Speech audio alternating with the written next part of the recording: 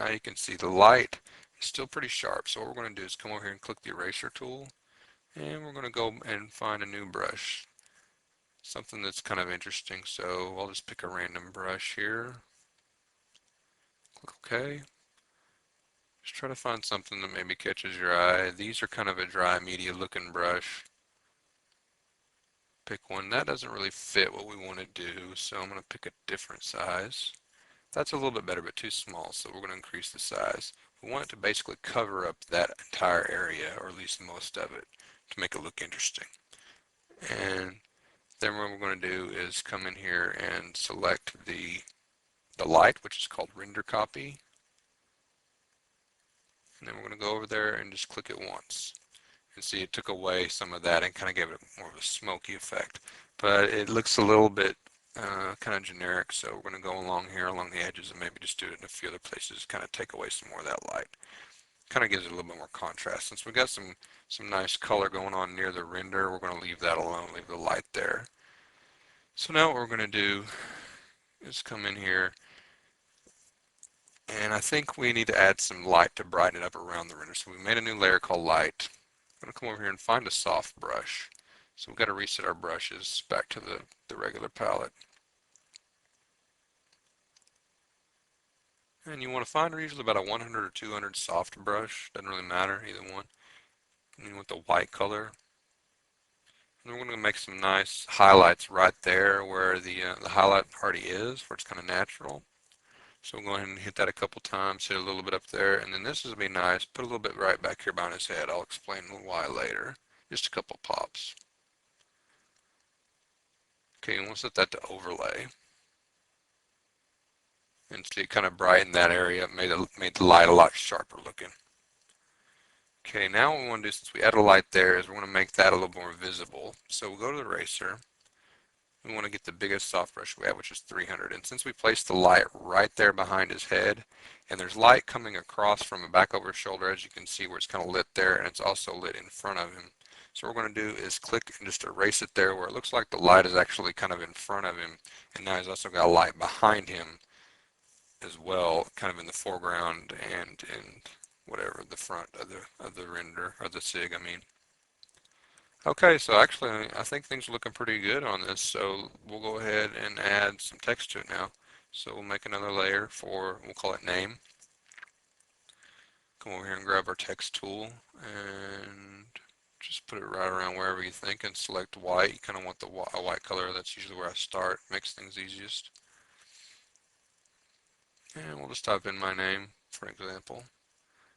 I'm just going to kind of hit Control A to select it all, and then you can come up here and highlight that area, and then if you just hit the down or up keys on your keyboard, it will scroll through them and you'll actually be able to see the text on the SIG change automatically, so you don't have to keep highlighting and going back and forth.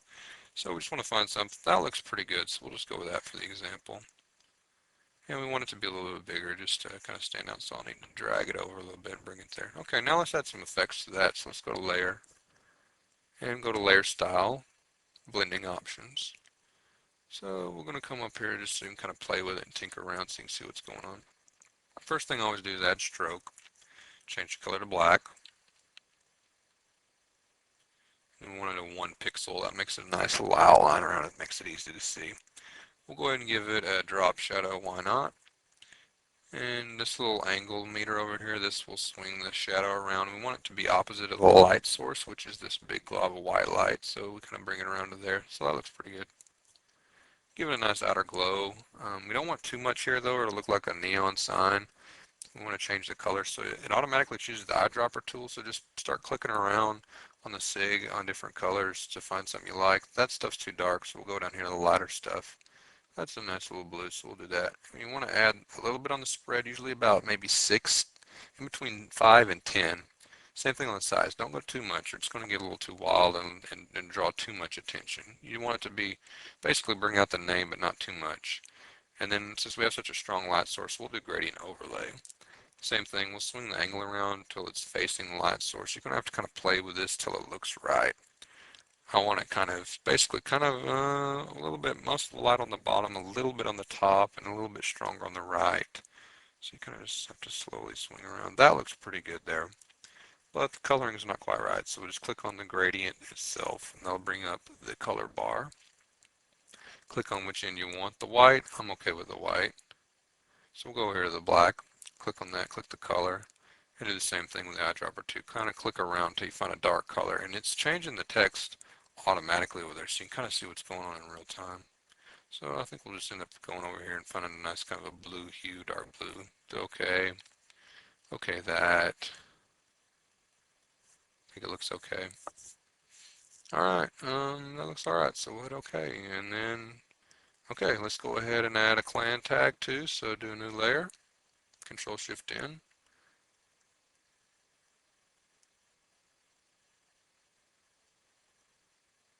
After I select that, there we go. Okay, and then we'll do the same thing, we'll come in here and just do the good old YSW, Control A to select all of it.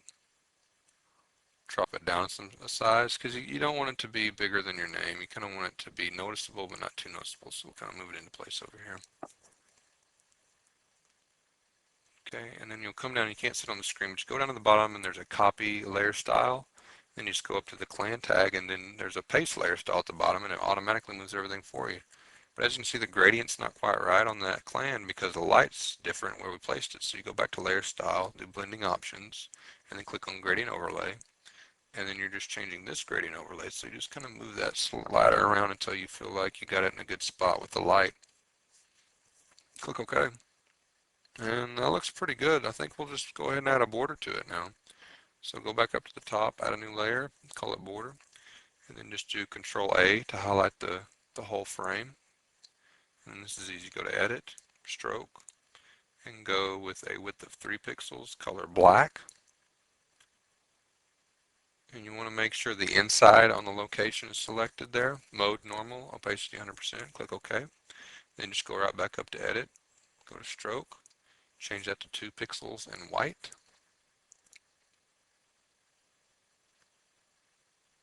And then one last time we'll change this one, go to Stroke, do black and 1 pixel.